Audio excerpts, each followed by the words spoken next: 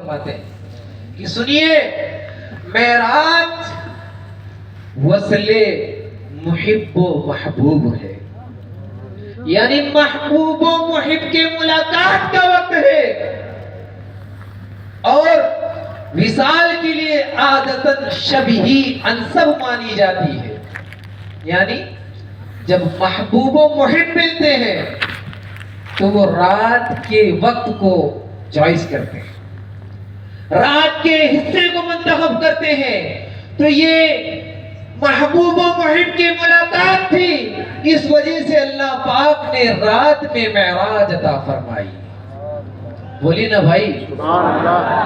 سبحان اللہ۔ پھر اعلی حضرت فرماتے ہیں کہ معراج ایک معجزہ عظیم قاہرہ ظاہرہ تھا، اور سنت الہیہ ہے کہ ایسے واضح معجزے کو دیکھ کر جو قوم نہ مانے ہلاک کر دی جائے گی۔ معجزہ جو معراج کو ہے، اگر ایسی قوم نہ مانے گی تو ہلاک کر دی جائے گی، ان پر عذاب عام بھیجا جاتا، جیسے اگلی امتوں میں بکثرت واقع ہوا۔ معراج کو تشریف لے جانا اگر دن میں ہوتا تو یا تو سب ایمان لے آتے یا سب ہلاک ہو جاتے۔ اعلیٰ حضرت کیا فرما رہے ہیں کہ اگر دن میں لے جانا ہوتا تو یا تو سب ہلاک ہو جاتے یا سب ایمان لے آتے۔ پھر آگے اعلیٰ حضرت فرماتے ہیں ایمان تو کفار کے مقدر میں نہیں تھا، تو یہی شکر ہی کہ ان پر عذاب عام اترتا، اور حضور صلی اللہ علیہ وسلم بھیجے گئے ہیں سارے جہان کے لیے رحمت بنا کر کے، جنہیں ان کا رب فرماتا ہے وَمَا كَانَ اللَّهُ لِيُعَذِّبَهُمْ وَأَنْتَ فِيهِمْ، کہ اللہ عز و جل فرماتا ہے کہ اے رحمت عالم، جب تک تم ان میں تشریف فرما ہو اللہ تعالی انہیں عذاب نہیں دے گا۔ لہذا شب ہی مناسب ہوئی کہ اللہ تعالیٰ نے آپ صلی اللہ علیہ وسلم کو رات میں معراج عطا فرمائی۔ پھر اللہ پاک فرماتا من المسجد الحرام الى المسجد الاقصی، کہ مسجد اقصی کی طرف لے کر گیا۔ تو معراج کی رات حضور صلی اللہ علیہ وسلم کو ابتدا ہی سے آسمانوں پر کیوں نہیں لے جایا گیا، پہلے مسجد اقصی کیوں لے کر گیا؟ اب اس بات کو تھوڑا میں آپ سب کے ذہن کو اور قریب کرنا چاہوں گا، یہاں سے کچھ ایسی باتیں آپ کو بیان کروں گا کہ جو شاید آپ نے کہیں سنی ہوگی، کہ اس بابرکت رات میں نبی پاک صلی اللہ علیہ وسلم کے لیے دونوں قبلوں کی رویت جمع ہو جائے، یعنی مسجد حرام جو قبلہ ہے اور مسجد اقصی جو قبلہ اول تھی، دونوں کو دیکھنا ایک وقت میں جمع ہو جائے، اس وجہ سے اللہ پاک نے اپنے حبیب صلی اللہ علیہ وسلم کو مسجد اقصی کا دیدہ،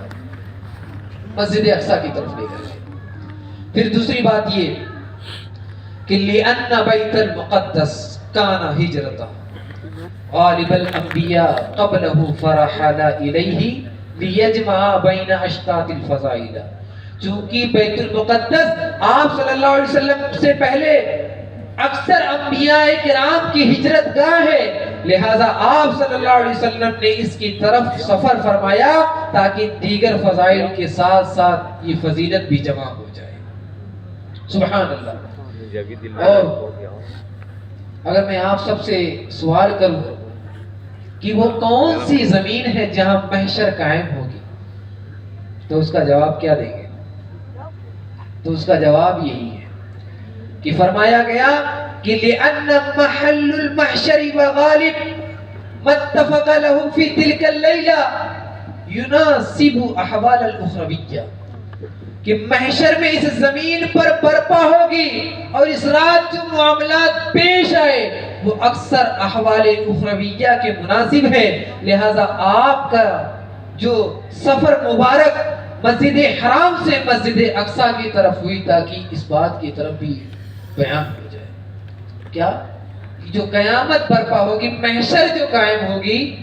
وہ فلسطین کے زمین پر قائم ہوگی، وہیں پر لوگ جمع کیے جائیں گے اور وہی حساب و کتاب کا معاملہ ہوگا۔ اور ایک بہت زبردست بات یہ ہے کہ مسجد اقصیٰ کے ستونوں نے یہ دعا کیا تھا کہ اے اللہ عز و جل تو اپنے حبیب کا ہمیں بھی دیدار عطا فرما، یعنی یہ شرف عطا فرما دے کہ اس مسجد میں وہ تشریف لے کر آئیں اور ان کے دیدار کو ہم کر سکیں۔ اور اس بات کو بھی بیان فرمایا گیا ہے کہ تاکہ وہ زمین جس پر محشر برپا ہونا ہے نبی پاک صلی اللہ علیہ وسلم کے آنے جانے سے شرف پا جائے، سبحان اللہ۔ اور اس وجہ سے بھی وہاں پر لے کر آپ صلی اللہ علیہ وسلم کو جایا گیا کہ آسمان کا دروازہ جس سے ملائکہ اوپر چڑھتے ہیں وہ بیت المقدس کے عین اوپر ہے۔ پہلے مسجد اقصیٰ اس لیے تشریف لے کر گئے، پھر ادھر ہی سے آسمانوں پر آپ صلی اللہ علیہ وسلم کا جانا ہوا۔ پھر اللہ پاک نے قرآن پاک میں ارشاد فرمایا، اور اللہ عز و جل کہ پیارے حبیب صلی اللہ علیہ وسلم کو جو مسجد اقصیٰ کی طرف لے جایا گیا، اس کے متعلق ایک بہت حکمت بھری بات یہ ہے کہ والحکمت فی ذالک ان یظہر انہ امام الکل علیہ الصلوۃ والسلام، اس بات کی طرف بھی اشارہ تھا کہ آپ صلی اللہ علیہ وسلم امام الکل یعنی تمام انبیاء علیہ الصلوۃ والسلام کے امام ہیں۔ اسی رات آپ صلی اللہ علیہ وسلم نے تمام انبیاء کرام علیہ الصلوۃ والسلام کی امامت فرمائی کہ جب جبرائیل علیہ الصلوۃ والسلام آپ کو مسجد حرام سے لے کر کے مسجد اقصیٰ پہنچے، وہاں پر تمام انبیاء کا اجتماع ہوتا ہے، تمام انبیاء صف بنائے کھڑے ہوتے اور انتظار کر رہے ہوتے کہ کوئی امام آئے گا اب میری ہم لوگوں کی امامت فرمائے۔ تو جب حضرت جبرائیل علیہ الصلوۃ والسلام سرکار دو عالم صلی اللہ علیہ وسلم کو وہاں لے کر کے پہنچتے ہیں تو آپ آگے بڑھ کر کے وہاں پر اقامت کہتے ہیں، اور سرکار دو عالم صلی اللہ علیہ وسلم کا ہاتھ مبارک حضرت جبرائیل علیہ الصلوۃ والسلام پکڑ کر کے آپ کو مصلی امامت پہ کھڑا کر دیتے ہیں۔ آپ صلی اللہ تعالی علیہ وسلم وہ انبیاء جو کم و بیش 2,24,000 آئے تھے، سب دستبستہ حضور صلی اللہ علیہ وسلم کے پیچھے نماز میں شامل ہیں۔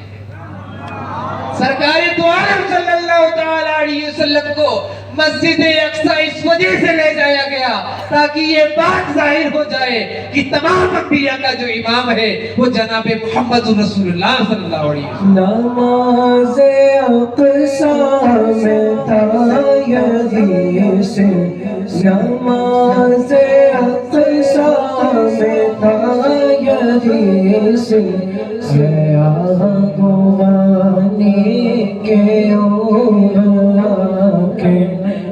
دست بستہ ہے پیچھے حاضر ہے، دست بستہ ہے پیچھے حاضر، جو سلطنت آگے کر گئے تھے، دست بستہ ہے پیچھے حاضر، جو سلطنت آگے کر گئے۔ پھر اللہ پاک ارشاد فرماتا ہے الذی بارکنا حولہ، کہ وہ مسجد اقصیٰ کوئی عام مسجد نہیں ہے، وہ مسجد اقصیٰ کوئی عام مسجد نہیں ہے، اسی لیے آج مسلمان بھی اس مسجد اقصیٰ کے لیے خلوتوں میں اپنے رب کے بارگاہ میں ہاتھوں کو اٹھا کر کے دعائیں کرتے ہیں، اور ہم بھی یہ دعا کرتے ہیں کہ اللہ تو اس قبل اول کی حفاظت فرما، اس قبل اول کو پھر ایک بار مسلمانوں کی امامت کے ساتھ مسلمانوں کی قیادت میں عطا فرما، اور اللہ پاک ظالموں کے شر سے اس مسجد کو حفاظت میں رکھے۔ یہ مسجد کی خصوصیت کیا ہے؟ الذی بارکنا حولہ، کہ یہ مسجد کوئی عام مسجد نہیں ہے، بلکہ یہ وہ مسجد ہے جس کے ارد گرد ہم نے برکتیں رکھی ہیں۔ حضرت امام مجاہد رحمت اللہ تعالی علیہ فرماتے ہیں سماہ مبارکن لأنہ مقر الانبیاء ومہبت الملائکہ والوحی ومنہ یحشر الناس یوم القیامہ۔ کہ امام مجاہد فرماتے ہیں کہ اس کا نام مبارک اس وجہ سے رکھا گیا کہ یہ انبیاء کا مسکن، ملائکہ اور وحی کے اترنے کی جگہ ہے۔ بولیے نا بھائی اور قیامت کے دن لوگ اسی زمین پر جمع کیے جائیں گے، اور فرمایا گیا اس کا نام مبارک اس برکت کی وجہ سے رکھا جو اس سے پیدا ہوتی ہے اور تمام زمینوں کو عام ہوتی ہے، کیونکہ تمام زمینوں کا پانی وہاں نیچے سے جاری ہوتا ہے۔ یعنی جو زمین میں پانی عام ہوتا ہے وہ اسی مبارک زمین کے نیچے سے پوری دنیا میں پانی عام ہوتا ہے۔ اور اس مسجد کی خصوصیت تو دیکھیے، سنن ابن ماجہ کی حدیث نمبر 1607 ہے۔ اللہ کے رسول صلی اللہ علیہ وسلم نے ارشاد فرمایا، فرماتے ارض المحشر والمنشر اہدوہ فصلوا فیہ، کہ جب اس محشر کی زمین پر